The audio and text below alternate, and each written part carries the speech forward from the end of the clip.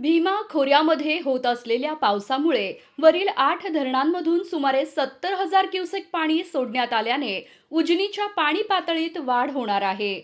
शुक्रवारी धरण 63.96% भरले होते. भीमा खोऱ्यात सुरू असलेल्या पावसामुळे खडकवासला प्रकल्पातून 9,372 क्युसेक, तर मुळशीमधून 10,000, पवना धरणातून 4,820, कासारसाई 750, वडिवळे 7,783, भामा आसखेड 2,996, चासकमान 29,793 व घोड धरणातून 6,000 क्युसेकने पाणी सोडले जात आहे. यामुळे दौंडची आवक वाढून ती 36,200 क्युसेक इतकी झाली आहे.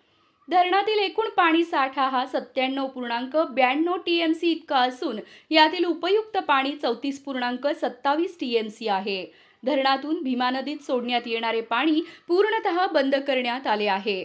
सध्या उजनीतून मुख्य कालव्यात 2,000, भीमा सीना जोड कालव्यात 900, दहिगाव योजनेसाठी 90, तर सीना माढा योजनेकरिता 280 क्युसेकने पाणी सोडले जात आहे.